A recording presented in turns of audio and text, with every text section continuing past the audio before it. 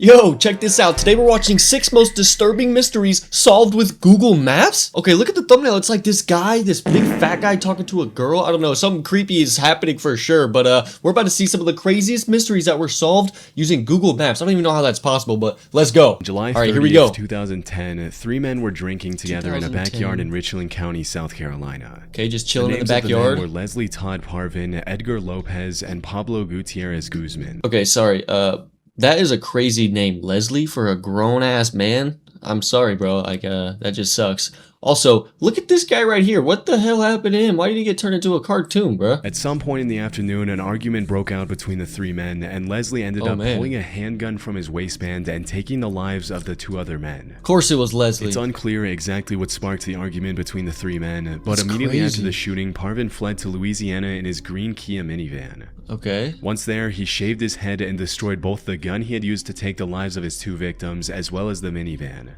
Wow. For a few days, Parvin managed to elude the authorities, but pretty soon the cops started scanning through license plate records of all green Kia vans registered in Louisiana. According to investigation documents, after the double murder, a witness had reported a partial tag of Parvin's minivan to the police.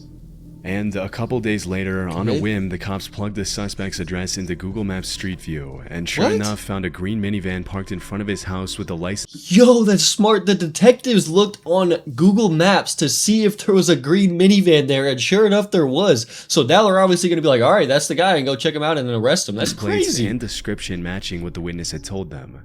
With that kind of evidence stacked against him, it was pretty much all over for Parvin. Yeah. And on August 19th, a relative brought him back to his home in the Windsor Lake area, where he was promptly arrested on 2 charges of murder and later sentenced to 35 years in prison. Good, bro. During the investigation, it was publicly revealed that Parvin was a 20-year Army veteran with 5 overseas deployments and a pretty bad case of PTSD, which he had been diagnosed with in 2007. So he had PTSD. According to his father's testimony, his 20 years of military service and the stress from his tours near Iraq and Afghanistan could have influenced his behavior on the day of the incident. You would think that after 2 decades of selflessly serving his— Okay, either way, he got PTSD, yeah, but like, these are your best friends. You get in an argument with them and you pull out a gun and you freaking— Dude, no, that doesn't make any sense. That's stupid. Glad they found the guy using Google Maps. That's crazy. In July 2018, alright, here's the next Channel one. 4 released an incredibly disturbing video which showed a group of uniformed men leading multiple women and children through a dirt road and onto a deserted patch of land where the armed men then shamelessly took the lives of the victims at gunpoint. What the— In the video, the men can be heard accusing the women and children of belonging to the notorious terrorist group Boko Haram. The video caught the attention of the entire world, with hundreds of people immediately alleging that the terrifying footage had been captured in Cameroon. However, the government of Cameroon immediately denied the claims, alleging that the video wasn't even shot in their country and that their army was being wrongly blamed for killing civilians.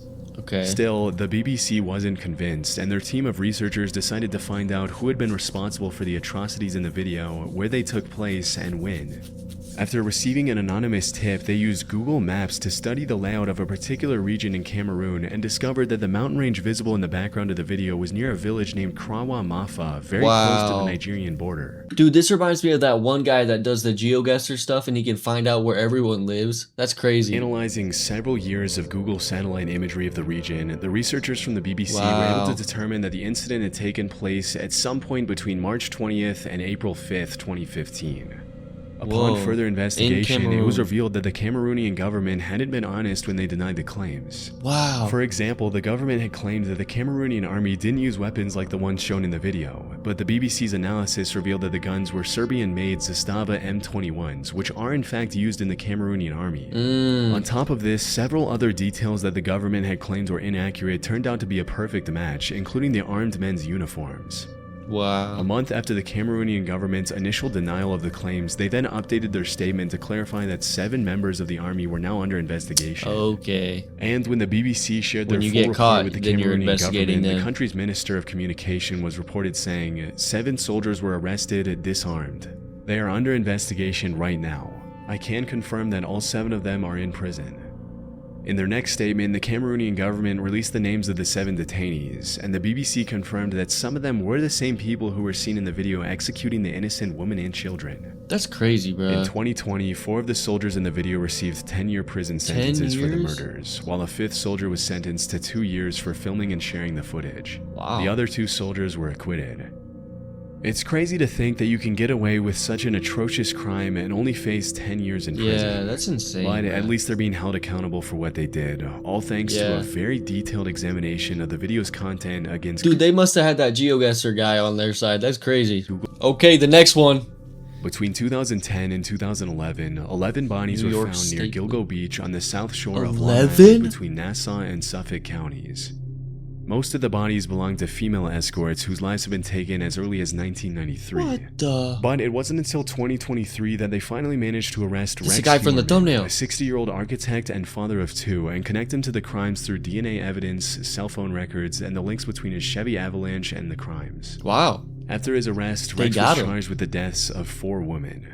And later, he was charged with the deaths of 2 other women after DNA evidence linked him to the crimes. Wow, this guy's crazy, Disturbingly, bro. the cops found that the suspect had used several burner phones what to conduct the hell? thousands of searches related to the things he later ended up doing to his victims. Yo, look at this guy. And to seal Heuermann's fate, they also found a huge Word document on his hard drive in his basement, in which Rex had planned out the murders of his victims in very explicit detail.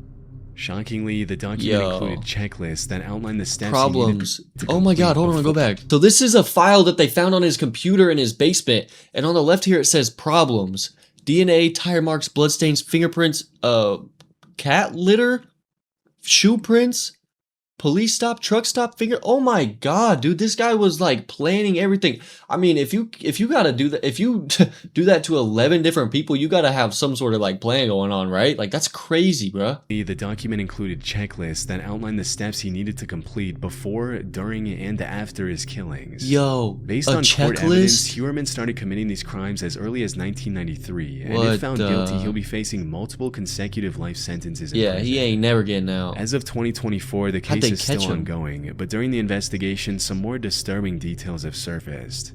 In 2023, some online users discovered a Google Street View image of Heuermann talking to an unidentified woman near his office on East 36th Street more than a year before his arrest.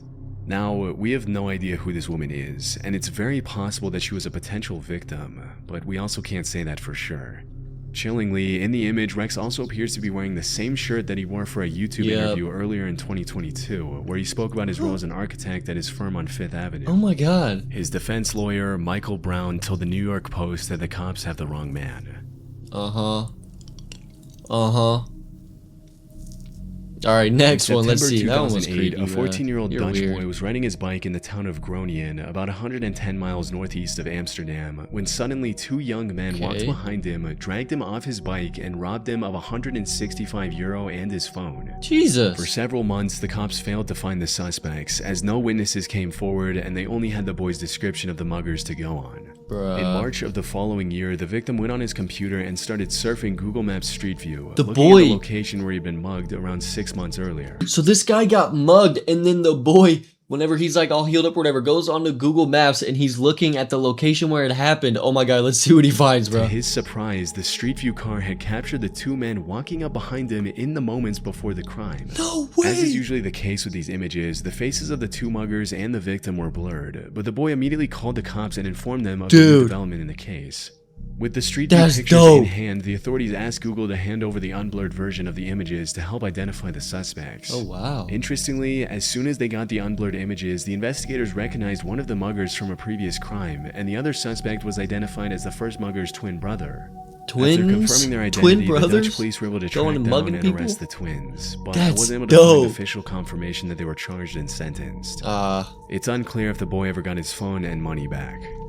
Dude, that kid's badass. Alright, here's the next one, bro. Was an award-winning Swedish journalist who traveled all over the world to cover stories on social justice. That's cool. Throughout her career, her reporting took her to countries like Uganda, Cuba, the Marshall Islands, and Kenya, with her work often being featured in prestigious journals like the New York Times, the South China Morning Post, and the Atlantic. In 2017, while she was in Copenhagen with her boyfriend, she met Peter Madsen, a brilliant Danish inventor and self-taught engineer who had built his own submarine, designed his own rockets, and had plans to launch himself into space in the near future. That's dope! On August 10th of that year, Peter Madsen took Kim Wall on a trip off the Copenhagen coast in his homemade submarine, the NC-3 Nautilus, for a brief interview. Sadly, after that trip, Kim Wall was never seen again. What? When she didn't come back later that day, her partner reported her missing and an official investigation was officially launched. Just a few days later, on the 21st of August, a passing cyclist found parts of her body washed up on the beach close to where she had gone missing. Nah. And about a month and a half later, the rest of her body was found in multiple different weighted down bags by police divers. That's awful, During the bro. investigation, Madsen was brought in for questioning. But Obviously, he it was denied him. having anything to do with the state of her body. He instead claimed that Kim Wall had died after being accidentally hit on the head by the hatch of the submarine. Strangely, he later ended up changing his account of the events and claimed that Wall had died after inhaling toxic fumes. Yeah, he did Although it. no trace of toxic fumes was found in her system, the authorities did find 15 stab wounds on Kim's body. Yo. After being held in police custody for a while, Madsen eventually confessed that he had murdered Wall and then thrown her separate body parts into the Baltic Sea. Bro. In April 2018, Peter Madsen was convicted on 3 separate charges and was sentenced to life in prison. Lock where he's been him spending up. his days for the past 6 years. That's In crazy, bro. 2021, Madsen ended up receiving an additional 21 months in prison for staging a bomb threat in an extremely elaborate escape attempt. Fortunately, he was recaptured soon after and was brought back to his cell. One of the things that's interesting about this case is that Peter Madsen had been captured by the Google Maps Street View camera climbing into his submarine. Chillingly, when he confessed to the murder, he mentioned that his intention was never to take Kim Wall's life, but rather to sink the Nautilus forever, even if it meant that both he and the innocent journalist would die inside. What? To this day, it's still unclear how exactly he took Kim's life, but thankfully Madsen will be spending the rest of his life behind bars with no possibility of ever coming back to society again. Good. Cut right here.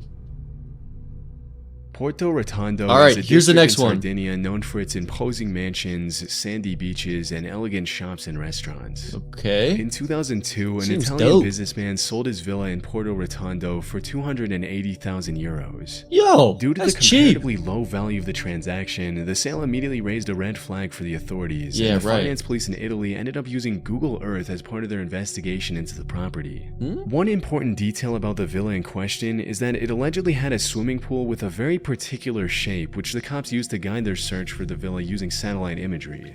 Okay. As soon as they found the property, they confirmed that they had a major case of tax evasion on their hands, as the actual value of the villa should have been much, much higher, considering Right. that the value of all the properties nearby was in the high 7 figures. With enough evidence from Google's satellite imagery to confirm that the unidentified businessman had indeed committed tax fraud, the finance police then checked the suspect's bank accounts and discovered 7 million euros in unreported deposits spanning several years. This was a case that I just couldn't find a lot of information on, as the original article in Italian had very few details, and it wasn't even officially confirmed what the legal consequences were for the businessman. Oh. Still, it's probably safe to assume that his assets were seized, and due to the crazy amount of unreported cash, it's likely that he spent at least a few years in jail. This dude's just stretching the video, bro. Come on, man.